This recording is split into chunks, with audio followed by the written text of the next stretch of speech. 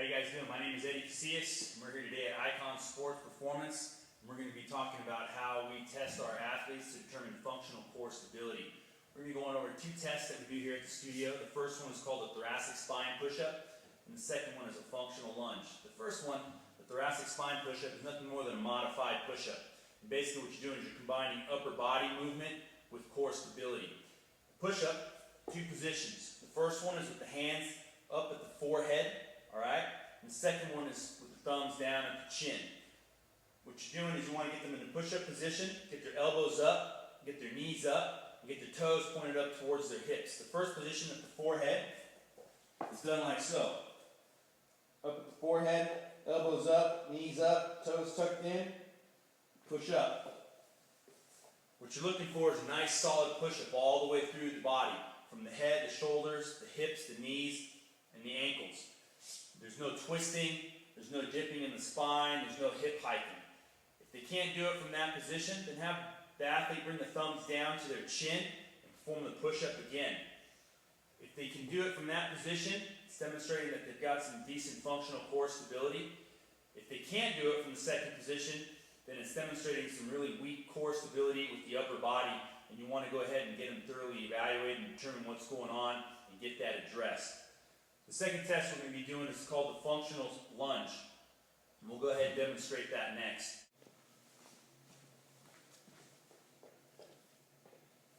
The next test is called the functional lunge. And before you get started with the test, you want to make sure you have two pieces of equipment. One is a 4 to 5 foot section of PVC or a broomstick, and the second is a piece of tape. That tape, you want to cut the length of the distance between your tibial tuberosity and the floor. The tibial tuberosity is the bone right below your kneecap. So between that bone and the floor, go ahead and lay that down on the ground. That's going to be the distance between your 2 feet. The next thing you want to do when you're doing the lunge, and in this case we'll go ahead and start with the left foot forward. Get in the lunge position, so the right foot touches one end of the tape, the left heel is going to touch the front of the tape. You want to take your opposite hand, put that above your head, and then bring the bar behind you, like so. Make sure that the head, the shoulders, and your hips are touching the bar at all times. Next thing you want to do is go ahead and lunge down, nice and smooth. Come right back up again. I'll go ahead and demonstrate that from the side view. So again, the right foot's on the edge of the tape, and the left heel is on the other end of the tape. Right hand above the head, with the bar behind, touching the head, the shoulders, and the hips. You want to go ahead and lunge down nice and slowly. Right back up, just like so. Things that you're looking for when they do the lunge is the forward foot, is that heel on the ground at all times through the lunge. Stay firmly planted on the ground. The rear leg, does the knee come down and gently touch the ground and then come back up? Also, the bar, does it maintain contact with the back of the head, the shoulders, and the hip all the way through the range of motion? Does the upper body twist from one side to the other, or does it lean from one side to the other? All of those things are indicating there's some type of issue going on with the core. There's some tightness in the hips, tightness in the low back, or just a weak core stability. I'll go ahead and demonstrate a couple of the things that we're looking for. In particular is the bar.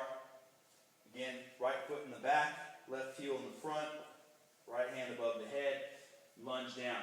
So as you're lunging down, some of the athletes will demonstrate the bar moving away like so when they come down and back up.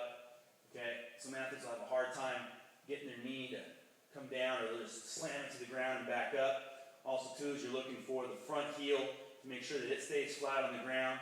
It's not coming up like so for them to get down to the ground.